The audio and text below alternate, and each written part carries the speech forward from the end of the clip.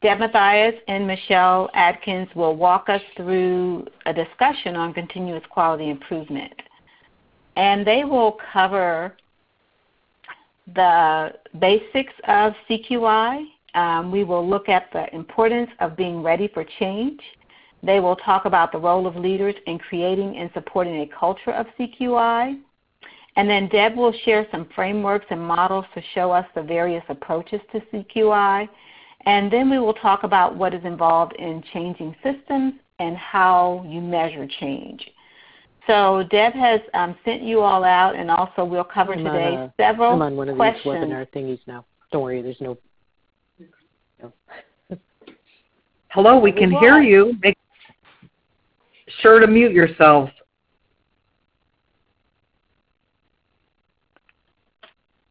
Okay, so Debbie has sent out some questions, and she and Michelle will be posing some specific questions to you today that you'll be answering in the chat box.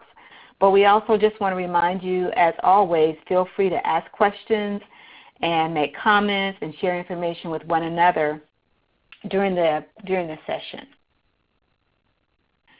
So to get us started, let's look at a quote from Ann Mitchell. So as you all know, Ann is a major leader in this QRIS work that we do, and this is what she has said about CQI. She says, one major purpose of a QRIS is to recognize quality and promote a culture of continuous improvement among providers. So oftentimes we do recognize quality. In fact, we do spend a lot of time on resources and infrastructure for our TA system to prep programs for the assessment and recognition. But then many times we stop short there. So Ann goes on to say that the rating is not a destination. It is a set of benchmarks along a pathway of ongoing improvement. So as we go through this session today, let's keep in mind that getting that snapshot of quality like we do in that assessment is just the starting point. But what we really want to do is reach the goal of building a culture of continuous quality improvement. So Debbie's going to jump right into the material and get us going. Hello, everyone. Welcome aboard this afternoon. This is a topic I'm very passionate about, and you'll probably hear this as we move along.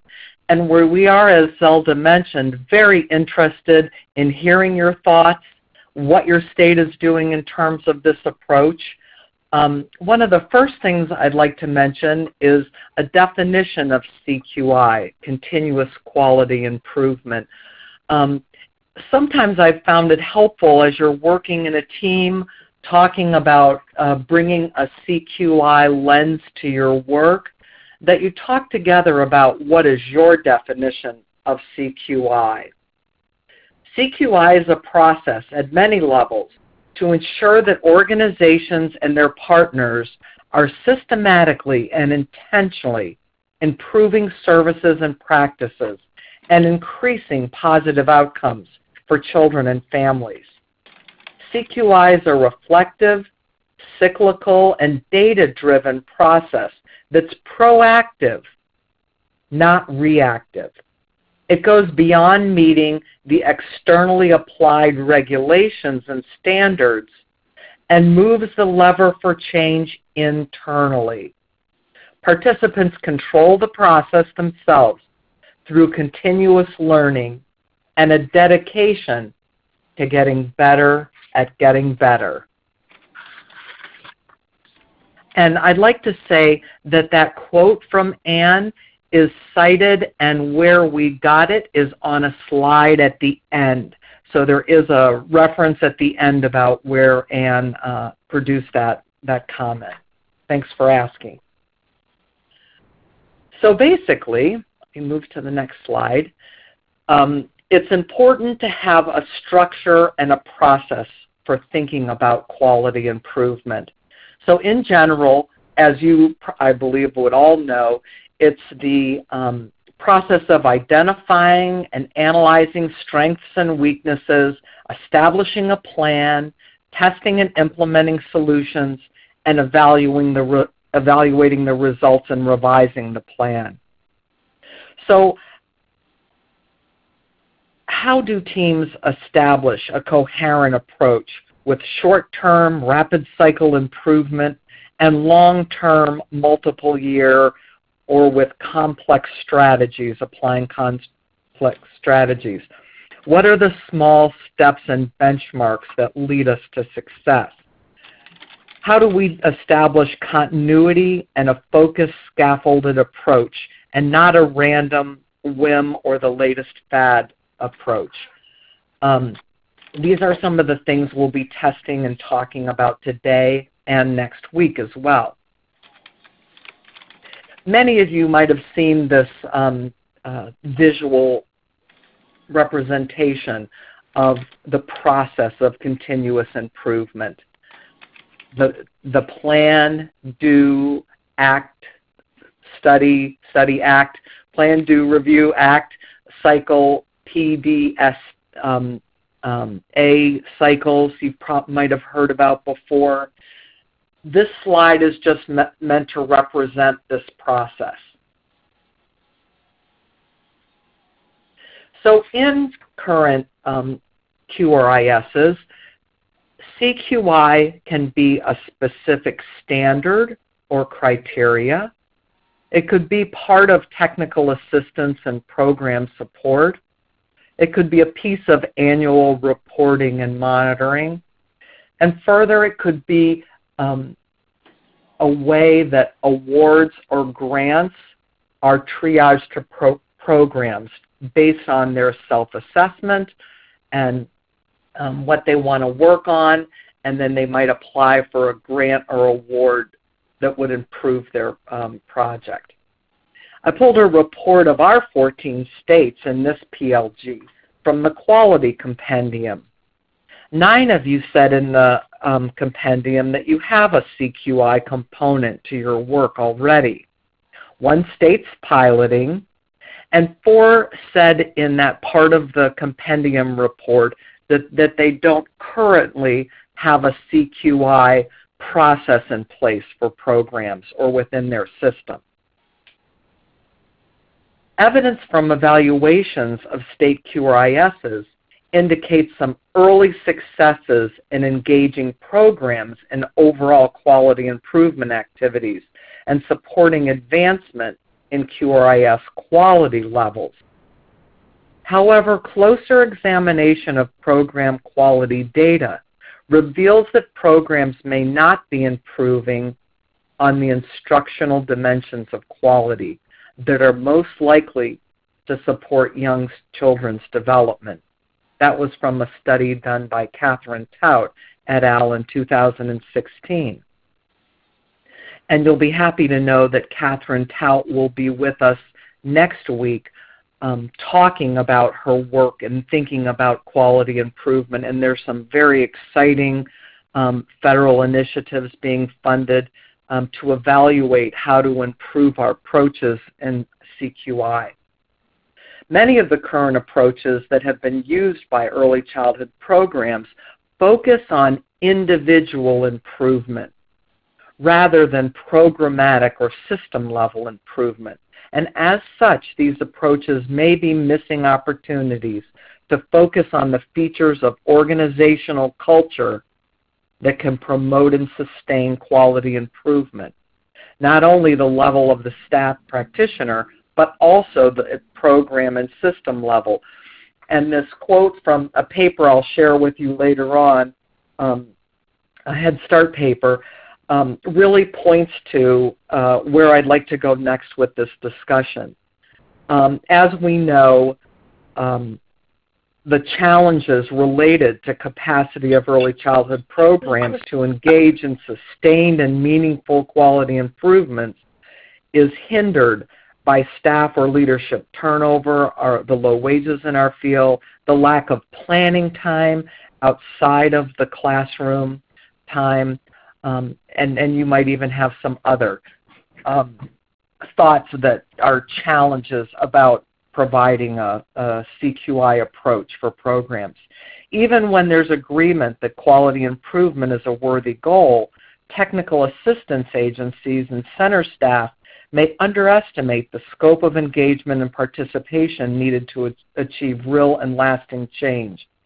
The realities of the current quality improvement efforts in early childhood settings provide an important context for exploring new approaches and methods for improvement in early learning settings.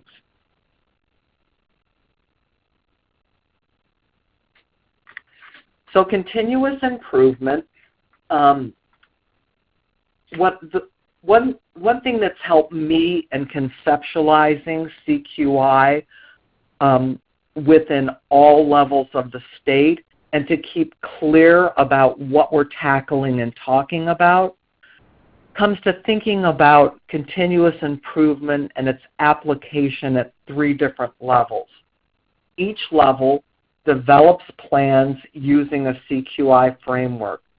Programs, implementing partners such as TA organizations or PD organizations, higher ed, child care resource and referral agencies, higher ed institutions, and then at the state system level, which can encompass different state agencies, statewide organizations, policymakers, private funders, and contracting.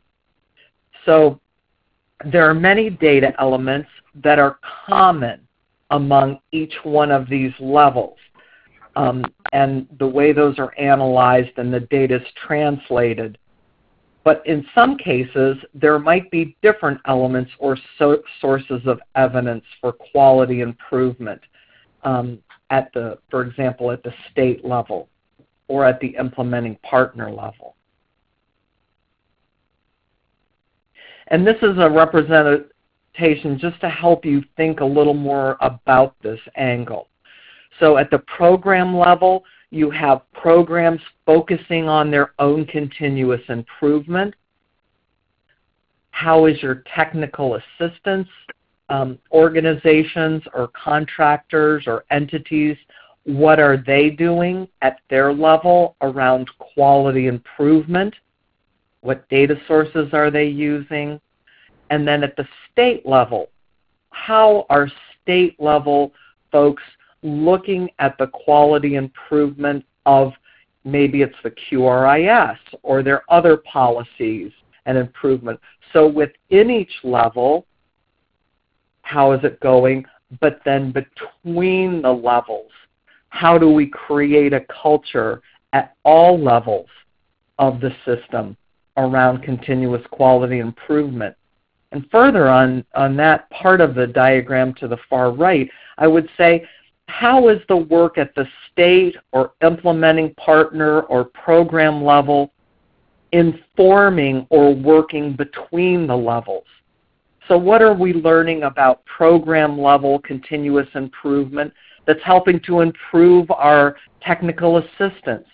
And how is what we're learning at the state level, looking at the data across all the programs participating, informing our policies and procedures and the technical assistance? So it's not only within the level, but among the levels that's important to consider.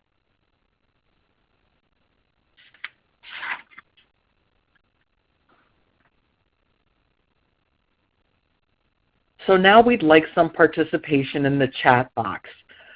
What intentional strategies or activities has your state taken to support a basic understanding of CQI principles, including use as sources of evidence for data and the CQI process?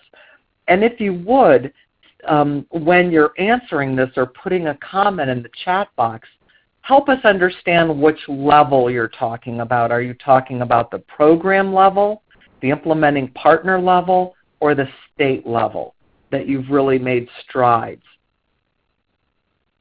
I'll give you an example. In Pennsylvania, a number of years ago when I worked there, we actually did a little video for directors to talk about what is CQI, what are sources of evidence, and how do you craft a continuous improvement plan as a support to helping directors understand. And I believe that the chat is enabled for everyone. so you can see what other of your colleagues are saying about efforts that they've taken or worked on.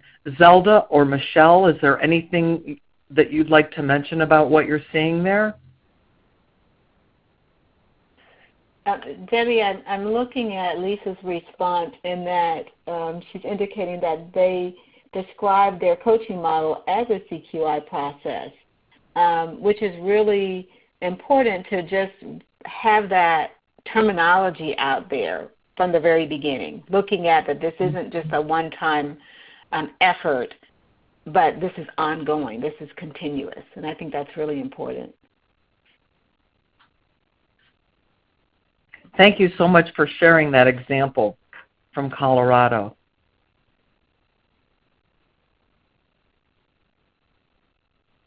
Let me give you another example. At the implementing partner level, some states have established a feedback loop between programs and professional development providers that's two-way. It collects ongoing feedback from the program about their experience receiving TA and feeds it back to the TA professional for their improvement. So I think that that's a good example of how are you assessing your technical assistance and how are you getting to improvement cycles with that cadre. I know that some states have formed communities of practice between their TA coaches, and those teams talk together about what they're learning out on the ground and in the field, and what they're seeing as places they can leverage improvement, and actually supporting each other in problem solving as well. At the state level, yeah, go ahead. I'm sorry. Jenna has put in the chat box, she's provided a link to their work and helping their programs understand CQI in Maryland. So that's available for folks to check out. And then Megan is saying that they've just started their work in Alaska around the CQI. And within their coaching manual, they're including that guide for specialists on CQI. So I think, establishing that basic understanding of CQI is very important because I think someone had a question, are we in some ways undoing the work that we're trying to do in CQI by focusing on the one event? And so it's really important to really establish what CQI is and how we define that in our states. And it looks like that's what folks are doing. And I think it's a challenge. Early on, in Pennsylvania, we related our technical assistance directly to the standards. But the whole of improving quality is often much more broad than the specific standards you're rating on and measuring, which may only be indicators for the rating, not the whole of quality.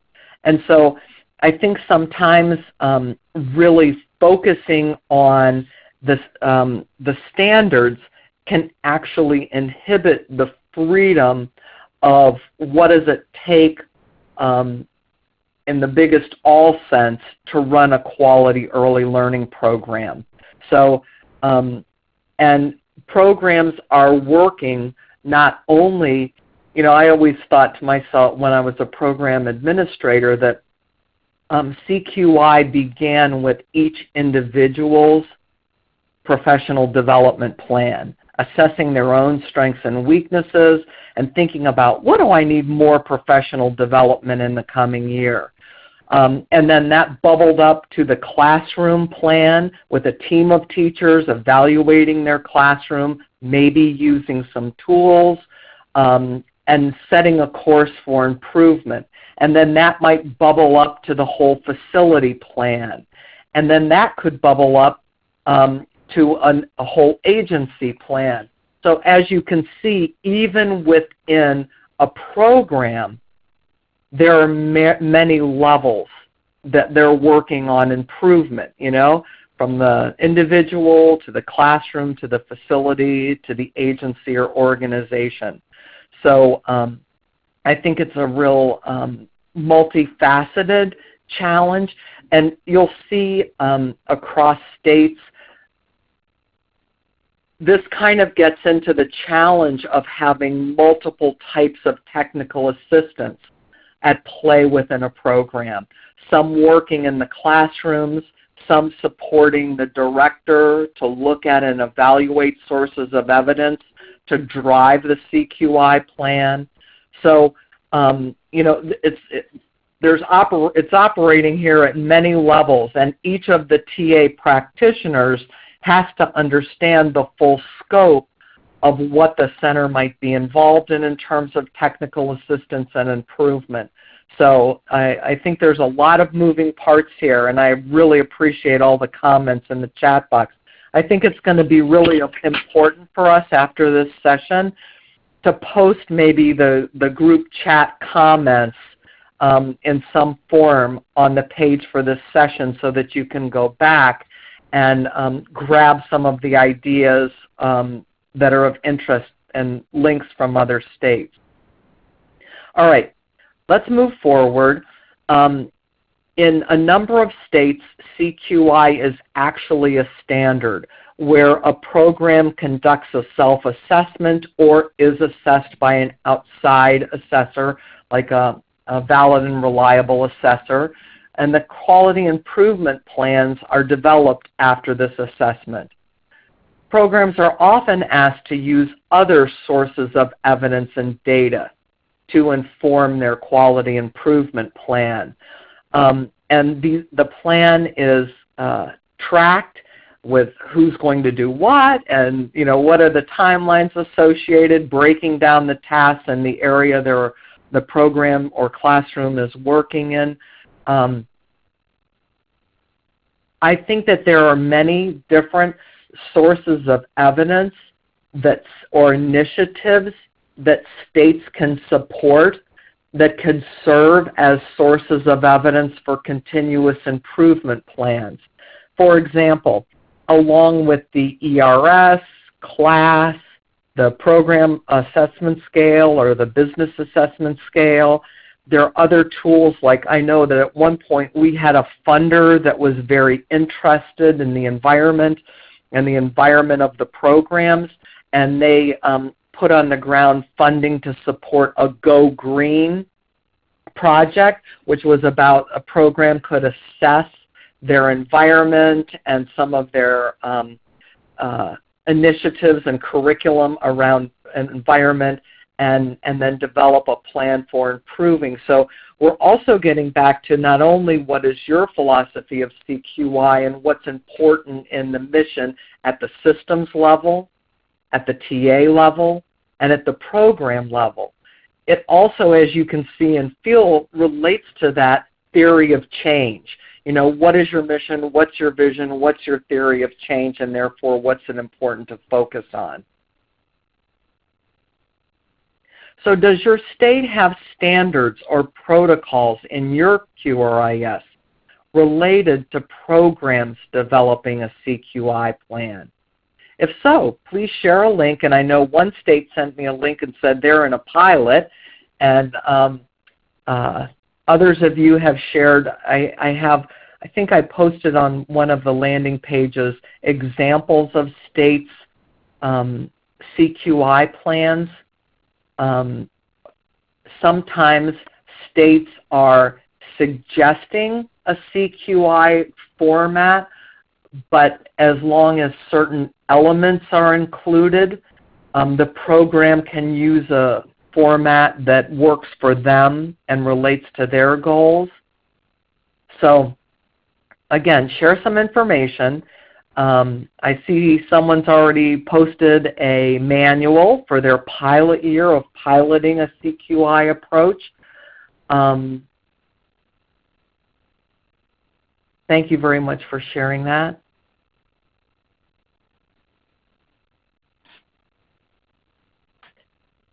And then the next question comes to thinking about, in your state, do you have standards or protocols related to your implementing partners. And I can see someone shared a TA manual and some information like that.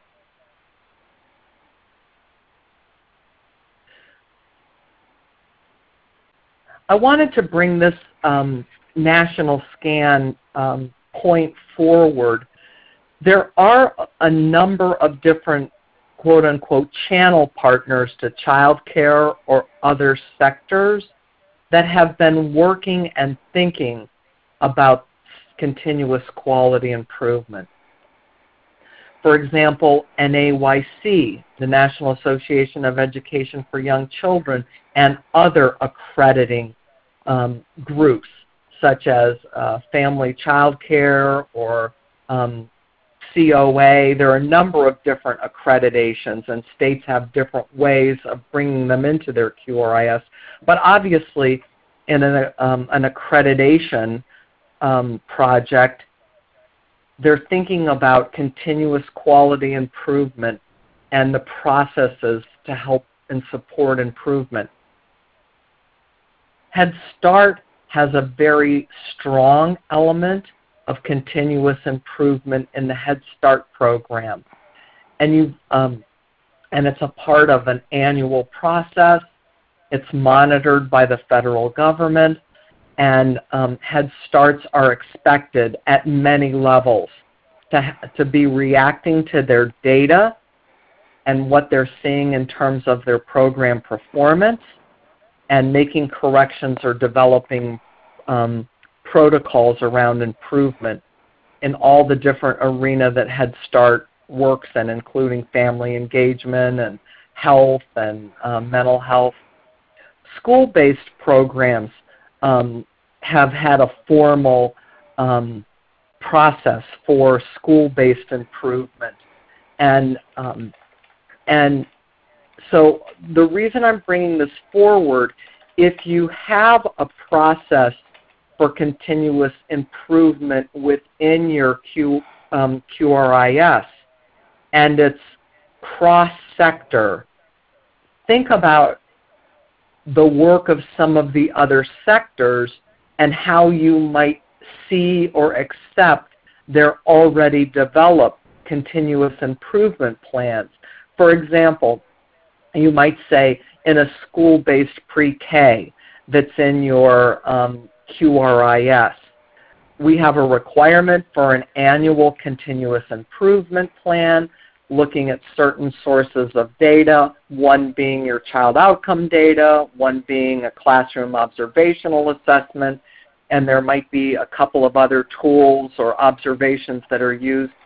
But if the school-based set improvement plan is at such a high level that it doesn't mention the pre-K classroom specifically, you might have that facility add in something germane about the classroom improvement for the pre-K rooms in order to accept that as a tool for improvement of the early learning spaces. I think with some of the accrediting bodies, the annual improvement plan could serve very well for the CQI plan.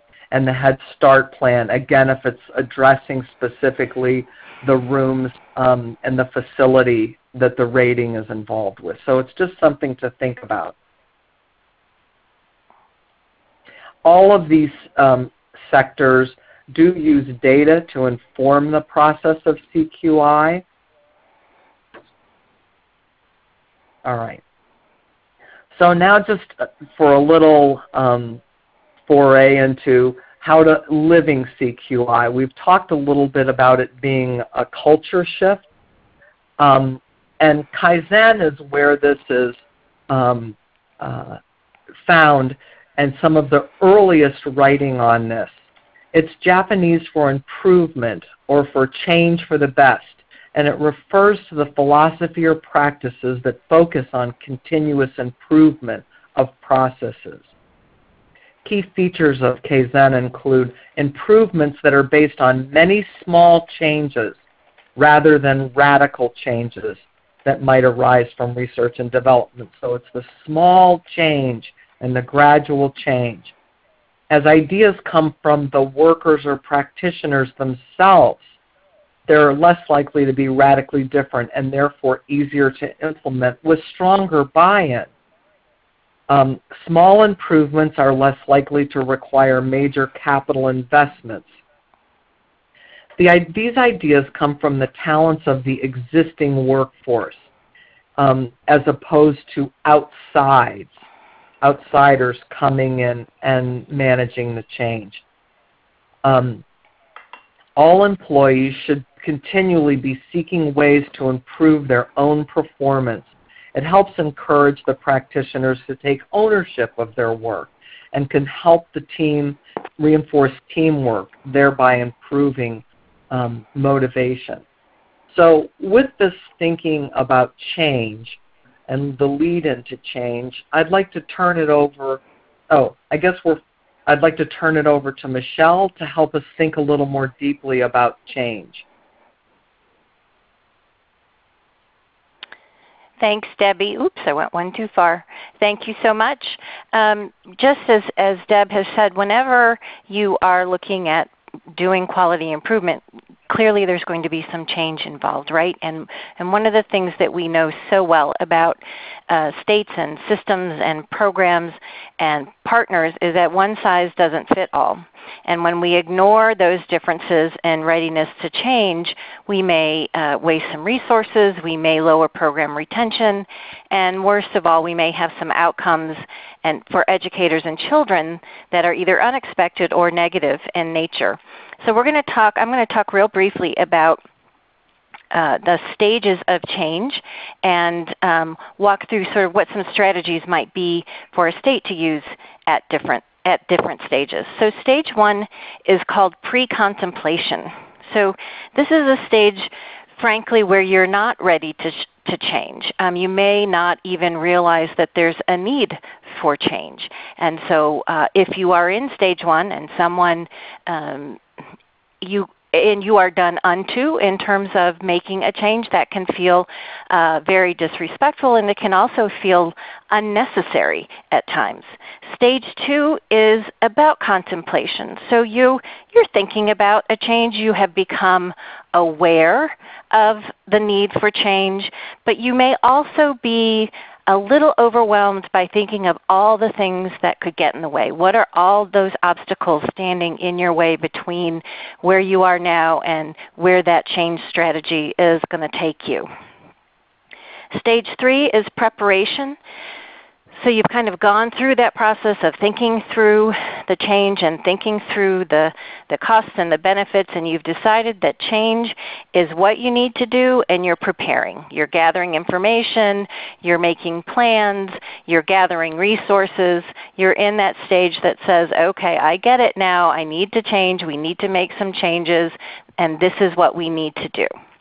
Stage four then takes you to that action stage. We're now actively engaged in this process. Many of you have existing QRIS, and so now you are fully implementing. You are in process. It's a go. Stage five is then maintenance, and this means that you are maintaining your change, but the key here is with vigilance. So you want to make sure that you are keeping that quality improvement focus and lens going throughout the maintenance of the change that you implemented. Some stage models also have a relapse phase, which can feel uncomfortable, but what we know about relapse is that if you've gone through all of these stages, you've had some learnings and you have had some lessons, and you can use those to then go back through or move back up. Maybe it's to go back up to preparation. You've gone through pre-contemplation and contemplation, and now you've just, the maintenance fell through. It somehow didn't stick or click with all of the participants or all the folks that you were trying to gather in. And so you go back to preparation and look back and make some different changes or make some modifications to your change approach. So there are different strategies and specific strategies that can be used at each stage of change. So for a pre-contemplation stage, if you are aware that perhaps and this applies at all those different levels that Deb was talking about. So if you realize that your partners may not even be aware of the need for change, so they're at that pre-contemplation level, you want to make sure that you're doing some raising of awareness, that you're doing some communication strategies to get the word out about the need for change.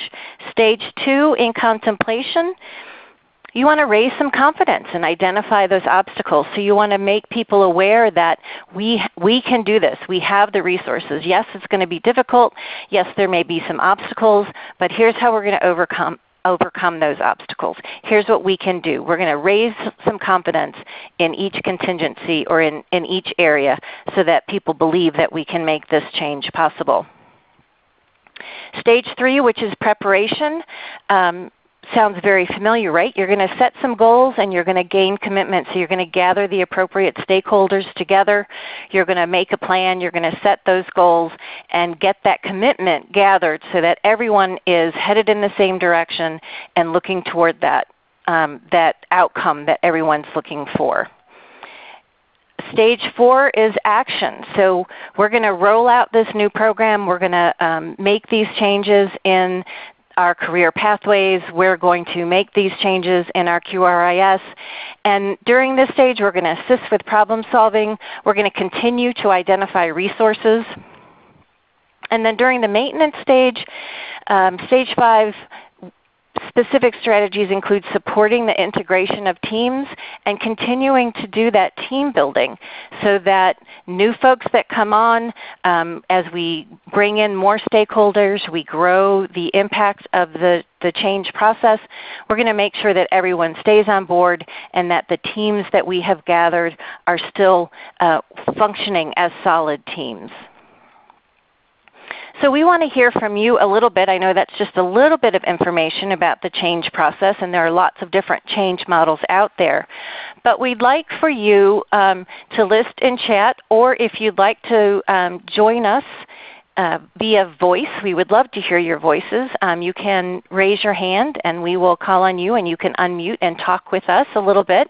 But we'd like to know if your state has incorporated any intentional strategies or activities to support this sort of basic understanding of the principles around change, either at the program level, at the partners level for TA coaches, or even at the state level work. Have you used any of these approaches? And perhaps you hadn't even linked them with a model of change or a stage of change, but what are these kinds of strategies that you have used in the past when you're looking at moving into a change project? And you should feel free to raise your hand and or write in the chat box. We would love to hear from you. And Deb and Zelda, if you see anything that I should pay attention to, please let me know. You know, when you were talking about this, Michelle, it made me think, you know, you can be in different stages of change in different areas of your life or in different parts of your work, or, you know, it's not like you're in the thinking stage in everything, you know. And I remember we went through a time where we really worked with, and I worked in Colorado actually a little bit too, about talking with TA professionals about change and how to support change and so forth.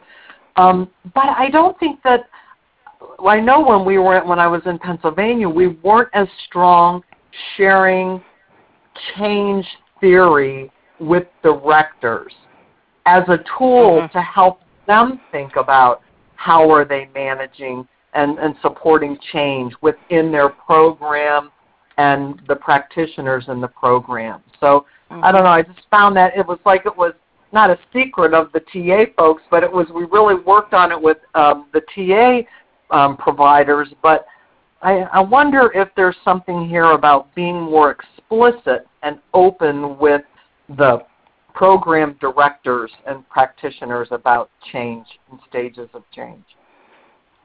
You know, Deb, you always bring up something that I think, yep, Right, that is so right on. The change theory is very interesting in that, one, it's not necessarily linear. Sometimes in change processes you can go from pre-contemplation straight into action. Something happens and there's an incentive presented, or something happens and all of a sudden it's made imminently clear that it's time to take action. Sometimes, as I said, you relapse, you go back to preparation, so it's not necessarily a linear process, and you are absolutely in different places on that stage, in that stage model in various places. So if you are still building your QRIS, you may be in that preparation stage. And that's a great place to be. You know, you're gathering your information, you're setting your goals, and you're gaining that commitment. But you may be in your registry. You may be already at maintenance. So it is very different in different processes and at different levels. I think that's a very interesting thing to think about in terms of, are all three levels in synchrony in this change process? Mm-hmm. And we're seeing some great conversation in the chat box about this. Thank you so much for sharing your thoughts and ideas. Perfect. Deb, I think I'm going to turn it back to you to talk about leadership. All right. Well, I think that we really can't talk about continuous improvement and setting the table for continuing and accelerated improvement of programs without thinking about the leaders of the program. Change, continuous learning and development, and the commitments to the evolving growth and change in the directors themselves, their program and staff.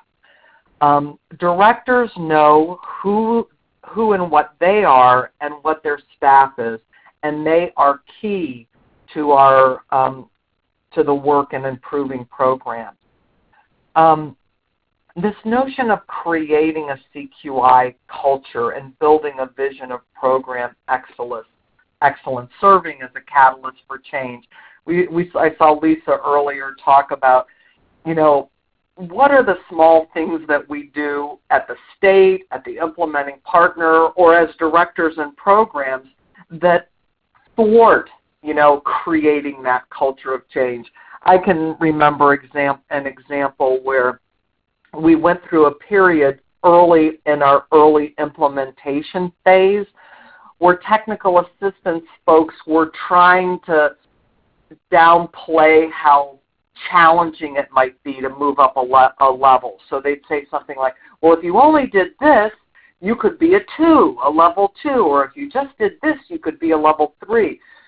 Instead of focusing in their conversation on improving the quality and the dialogue within the program about what you're doing and reflecting on your practice and thinking together about how you could make it better, using those kinds of words to describe the process and the culture of improvement can actually inhibit. And we had to go through a time where all of the TA professionals had to really, and the coaches working in programs, really had to think about how were they engaging moment to moment in speaking with directors about their improvement efforts and forming communities of practices around improvement and what works in your program and how can we learn from each other. I think that directors within programs need to provide resources, support, and encouragement for their staff.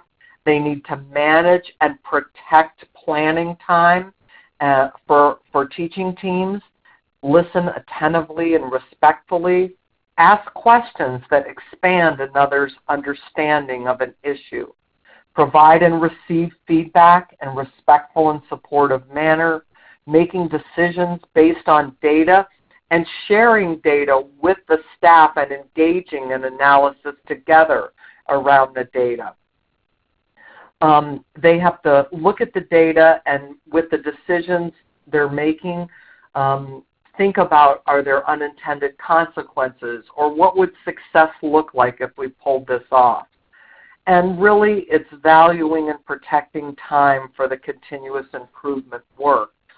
And I would say that those traits and those words, if we think about it now at the implementing partner level, what skills and abilities do our TA leaders need to develop a culture of improvement? I think that we need to develop some risk-taking. Let's try something. Let's put it out there. Let's be honest about what's happening in the classroom or in the challenging TA situations or with some of the systems, policies, and ideas we struggle with. That having that honest engagement within a safe group of people can really be a catalyst for change. But when you think about, and we'll get to the question that's coming up, which is when you think about change and about continuous improvement, strategically, what types of supports do we have for directors? And we'll get to that in a minute. So this slide is fairly similar to the plan, do, act, study slide we had before. But in looking at it this time, think about what do directors need to be able to know and be able to do to activate change, positive change in their programs, and their ability to do these things and have time and take time to do these things. Who's the director's thought partner in working on in these areas? Which leads to our question. Have you incorporated intentional strategies or activities around leadership development? Does it include work around how to develop and implement CQI plans?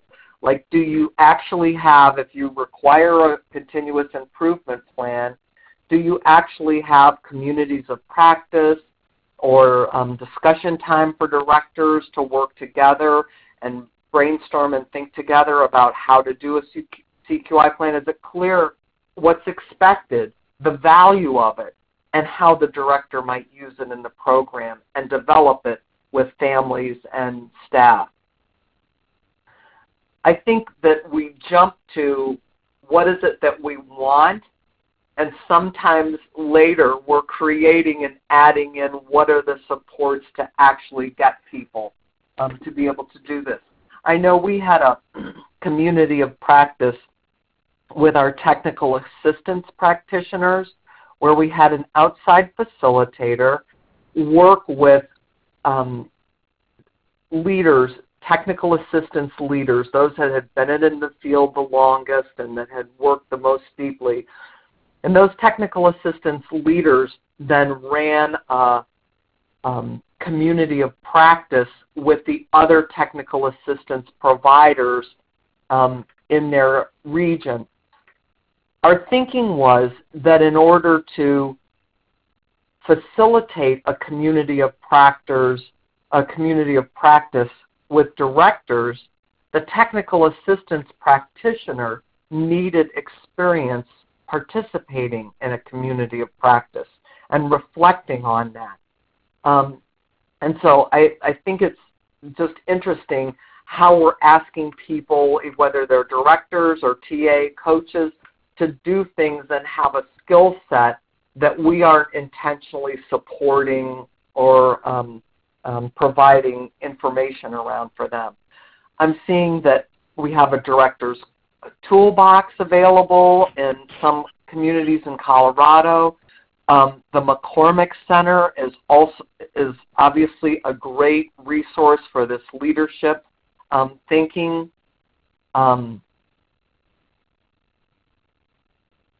We're talking about trying to build capacity at the different levels for reflective practice. So do we have professional development around reflective practice?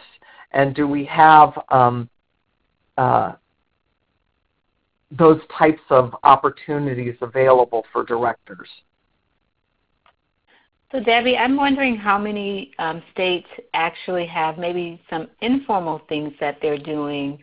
Maybe they haven't, put them into a formal structure, but some informal things that they're doing to help leaders build their capacity for CQI. Mm-hmm.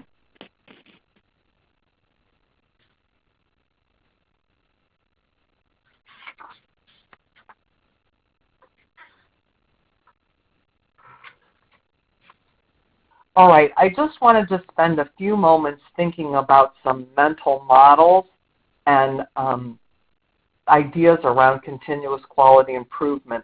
And here's an important visual, continuous quality improvement conceptual framework. Jonathan's going to put the link to this paper in the chat box for you, but it is on the landing page this week. And next week we'll be digging deeper into some of this work in our presentations. We have California coming to talk about their thinking around inculcating a continuous improvement framework. And we're also talking with Catherine Tout about an important study in the federal level around rapid cycle continuous improvement and what are we learning. But I think that models such as this can be helpful in terms of thinking about what are the elements that are important within your state and do you see as the levers for change?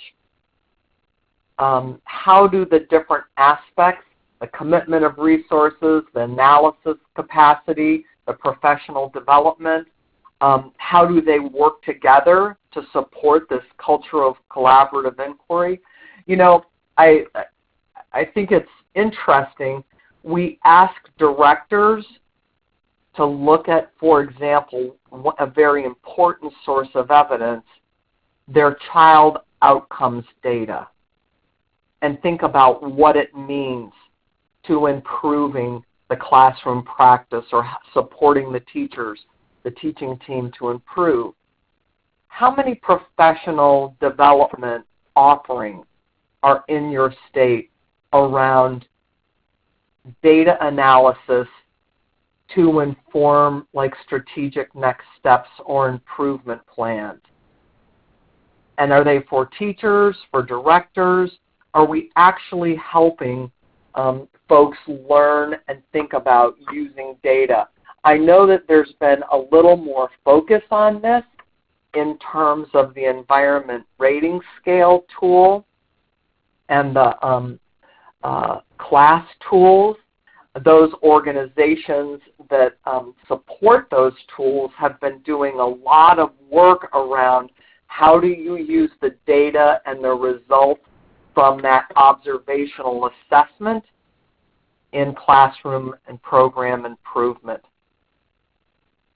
We're trying to think about these models of improvement. And I would say this model of improvement, looking at organizational characteristics, could be germane to the implementing partner level and could be germane to the state level in terms of, do you have these systems in place?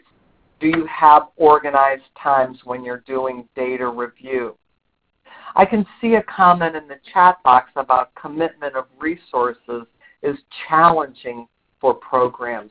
That time and money is always limited.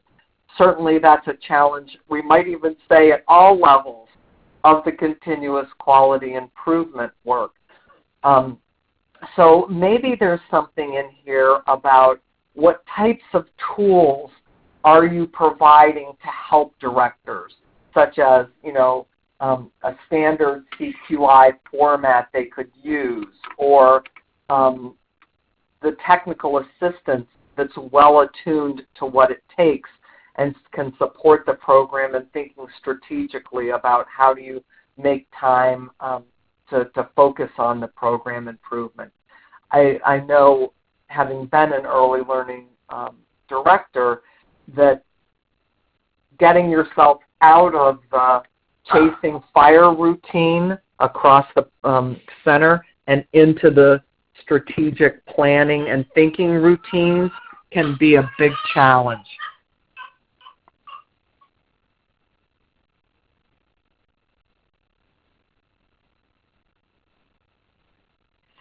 Here's an example of some components of an exemplary organization.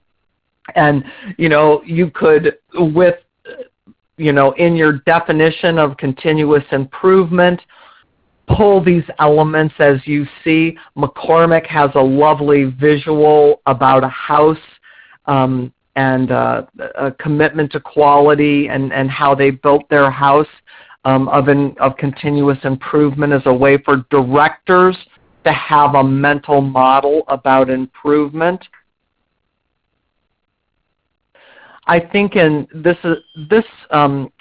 these thoughts were just powerful to me to think about, and I have this idea from Terry Talon at the McCormick Center, the two sides of organizational change, which is the management of the organization and the leadership of the organization.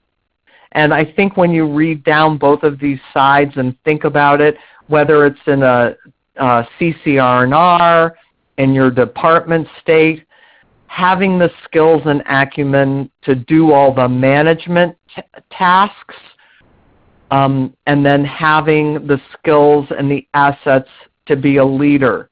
And we really, I think, at all levels of continuous improvement, need to think about how are we supporting people to gain clarity and ideas in both of these sides of organizational change. This drawing you might remember from one of our sessions in March from the OUNCE Lead, Learn, Excel project. And it's talking about their model of improvement and that they feel that these 5 essential support frameworks are key to continuous learning and improvement. In each one of these areas, they would be digging deeper to say, how are we supporting instructional leadership? What exactly are we putting on the ground? How are we teaching staff and programs and the technical assistance cadre about collaborative routines? What do supportive environments look like? And how are we providing programs and leaders with the tools to evaluate strengths and weaknesses within their programs and strategize how to take next steps and make some improvements? So a visual like this, and like the one here as well, can help you think about what kind of supports is your state PD, TA systems putting on the ground to support your vision of what it takes to get to improved child outcomes. So I'm just sharing those and as examples of how powerful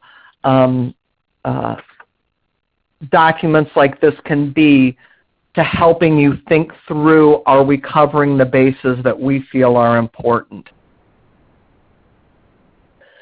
So learning organization, and this list shows there's promising research that indicates teachers who work collaboratively can impact student achievement. But these groups must build trust, adopt a systemic approach and systematic approach, and involve teachers. And you can probably hear in what I'm saying what we heard from the Lassinger Center and from Lead, Learn, Excel in that discussion in March. TA supervisors and TA in multiple constructs have to also interact and internalize change thinking. At all levels, we should keep the focus on the 5 disciplines: for Sanjay's learning organization. And here are the 5 disciplines.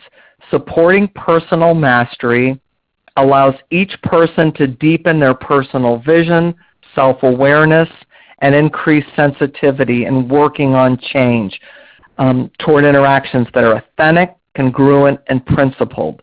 This describes some of the concepts that technical assistance professionals and program leaders can acquire and demonstrate.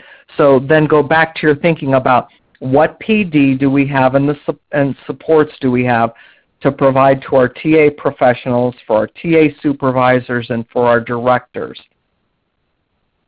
Next is building a shared vision, ensuring that leaders work with their organizations to build common understandings about quality. We talked about that at the beginning, and on outcomes.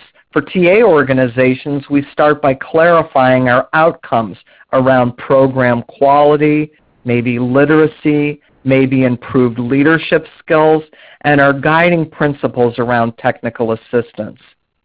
Maybe that, for example, that it's relationship-based, strength-based, culturally responsive.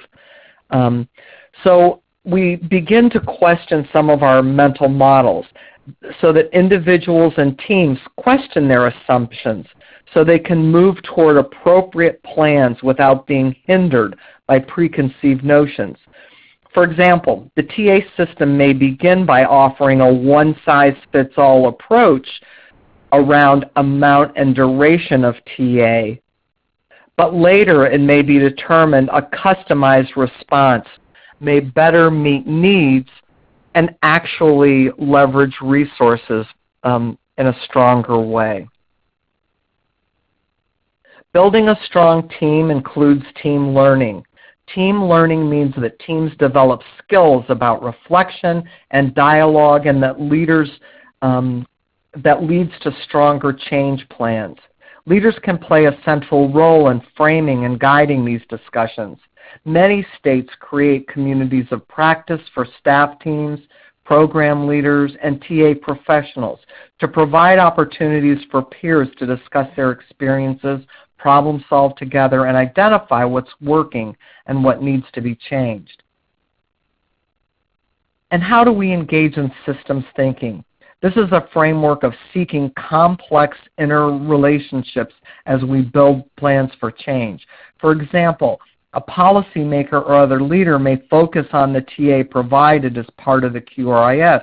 They may then find TA professionals from various TA organizations are working in the same program.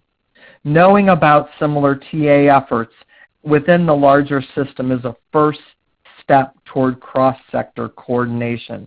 And I believe we place some resources about learning organizations from Peter Senge on the landing pages.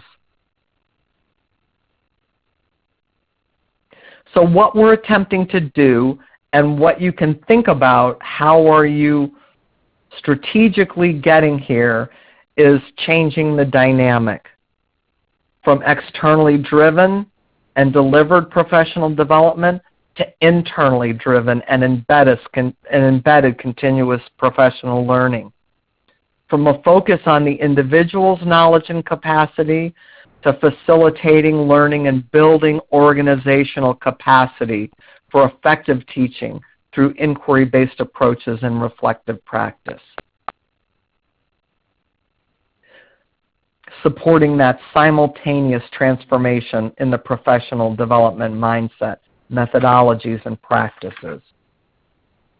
So indicators of a culture of continuous improvement, what does this look like? You know, how can we tell? Some things you're looking for. Are people acting in a curious way, asking how and why questions about the children and families and their work or the programs that they're working with? Are you hearing ongoing reflection, continuously reviewing policies and seeking feedback and applying new strategies? Are you seeing some tolerance of failure and vulnerability, recognizing when things aren't working and making appropriate course corrections. And here I feel it does take a great deal of trust for either the practitioner, the director, the TA provider, the state leader to be honest, and that didn't work. We're going to try another way. And through demonstrating that from the highest level through all the levels, some of these traits can really be a big step in beginning to create that system.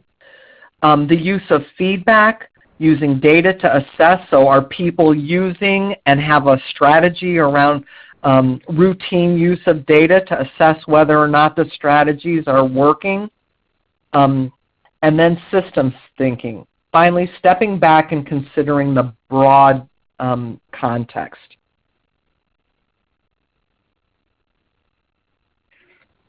So are we designing professional development and technical assistance that builds capacity around CQI? That's led, supported, and sustained by administrators and supervisors for continuous learning. That's focused simultaneously on knowledge acquisition and change. That's embedded within the policies and practices in the daily work. That's routine, frequent, and sustained within communities and collaborative communities to facilitate individual capacity and galvanize the collective team.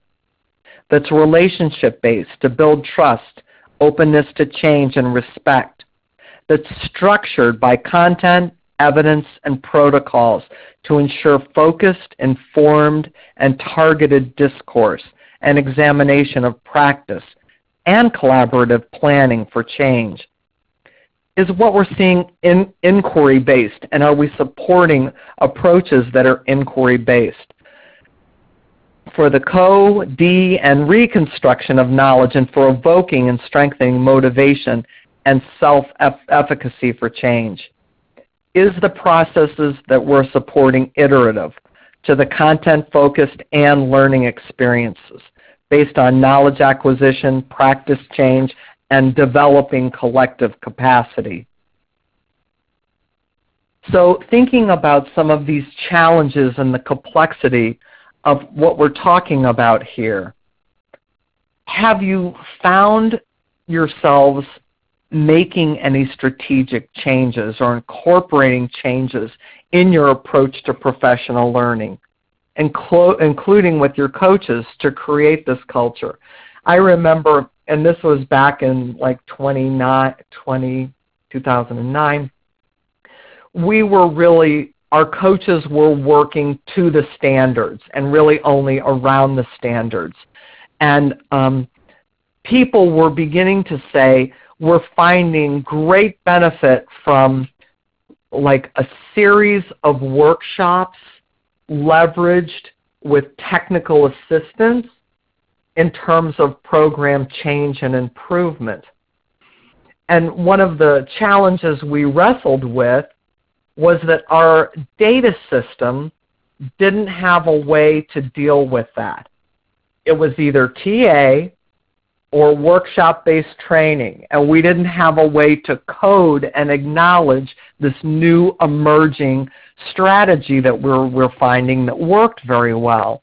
So I think it was an interesting challenge about how the database system and our old ideas about it's either or, not and both, were challenged to come up with new thinking and ideas around how can we look at different delivery models and systems.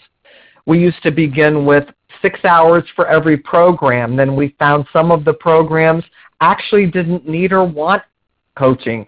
They were already NAYC accredited or working on a high level of quality.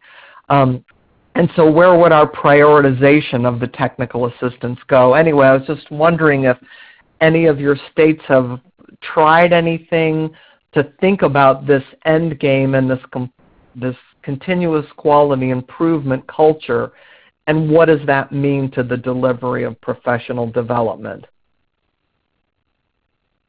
one small idea I remember someone saying was, hey, at the end of the workshop session, we're talking about how are you going to go back and change your practice? What does what you've heard today and what we've talked about mean about changing your practice? And it was so a small way that a professional development instructor thought about incorporating that culture within her workshops. And then she'd say, hey, I want to give them all a postcard and tell them something that they did or changed as a result of the session. And she'd put a stamp on it, and people would send them back to her so that she could think about it. So it was very interesting. I just want to spend one moment on this. I think that the paper we shared with you has a strong response. How are we going to measure the results of moving in this way and seeing? Obviously, you can see, do programs move up the quality compendium in your state?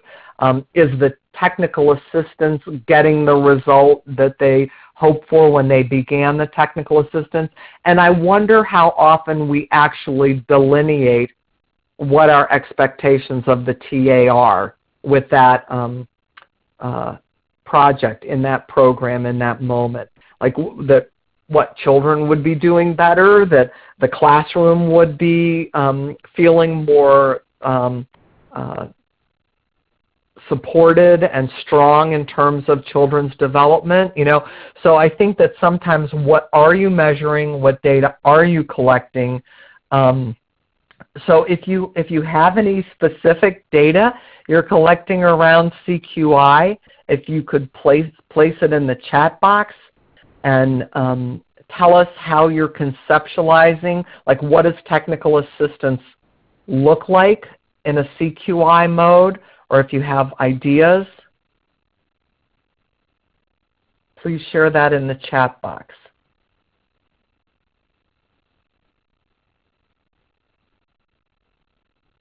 We had a metric around measuring technical assistances for the organizations that were providing TA.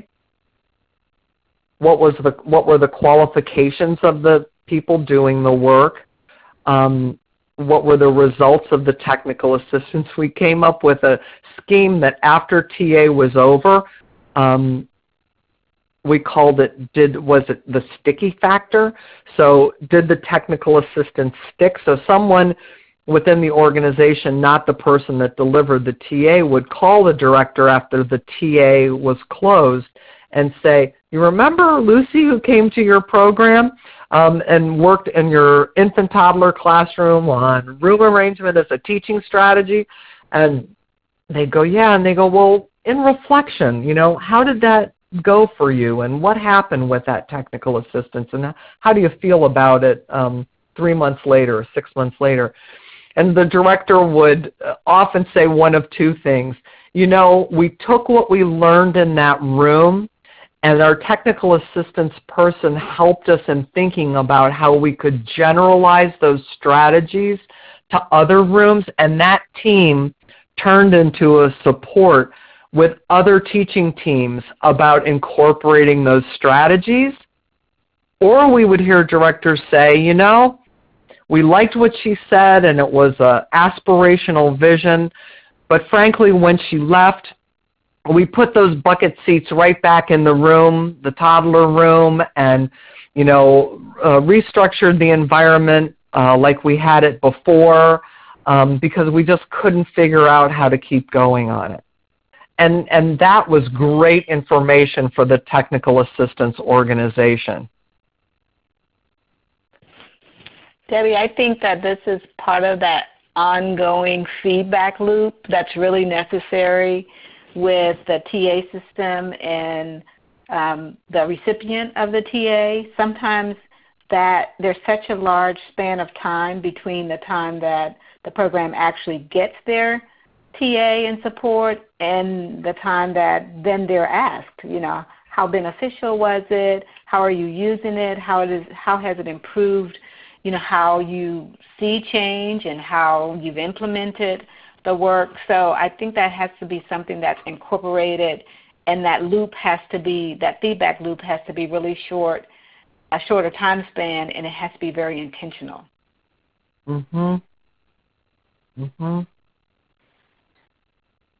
I guess thank you, Zelda, for sharing that. And I think that the wrap-up point here is, why are we going to CQI? Why are we really pulling this out and trying to examine our practice and supports for this type of approach at all levels of our system? And I think that what we're looking at and reacting to is the early implementation of the framework or strategy of QRIS as a quality improvement strategy within states. I think we were very successful at getting programs into QRIS, at rating programs, and what we found is the challenge is in the I of this work, the improvement part of the work. How are we helping programs improve and sustain those improvements? And I think that we're on the cusp of learning a great deal about the challenges of tackling this approach and what it takes, and facilitating and supporting this within early learning programs, and really handing off the ownership of change while giving and supporting directors and teams to be able to create their own change at the program level. I think we're moving away from the time of the technical assistance as the hero for the program that's going to go in and improve the program. And really what we're beginning to understand, and probably knew all along, was that we don't have the capacity to sustain that approach across our states and the number of different facilities, and that really that isn't sustainable change. And we're creating quality for a day with that type of approach, and we really need a stronger systems thinking and approach at every level of our system. So with that said, any question or from our participants, any questions or final thoughts about what we've said here? If you just put something in the chat box about your final reflection and what you're walking away from or thinking about as we leave this session today. And we'll take a moment to just see what people are saying. So Debbie, as folks are typing in, I will say that we've had a pretty robust conversation in the chat box about leadership. We kind of got stalled right there about, can you teach someone to be a manager as well as be a leader and be the one that envisions and have vision for a program and have vision for CQI. So I think that's an interesting question and really something to noodle on, because when you think about readiness and you think about preparing even your TA folks to be have that sense of readiness, or directors, what other skills do they need? What other things do they need that are not necessarily something that's learned, but do they have just that the capacity to really think about leading and leading change and kind of being in the forefront? And again, here are the references that refer to some of the information that was shared today during the webinar. And we are so glad that you could join us and reach out to any of us if you have questions or you would like to further and continue the conversation about leadership or any of the mental models that you saw Deb go over today.